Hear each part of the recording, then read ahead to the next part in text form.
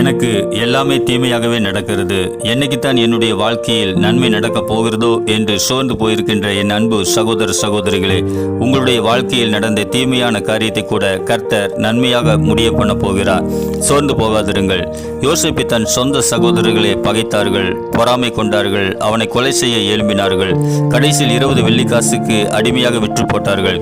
விற்கப்பட்ட எகிப்து தேசத்தில் யோசேப்பு அடிமையாக வேலை செய்து பாடுபட்டான். வீண்பழி சுமத்தப்பட்டு சிறை தண்டனை அனுபவித்தான். 13 ஆண்டுகள் யோசேப்பின் வாழ்க்கையில் எல்லாமே தீமையாகவே நடந்தது.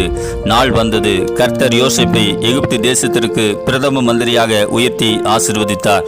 அவனுக்கு நடந்த தீமையான காரியங்களை கூட கர்த்தர் நன்மையாக முடிய பண்ணினார்.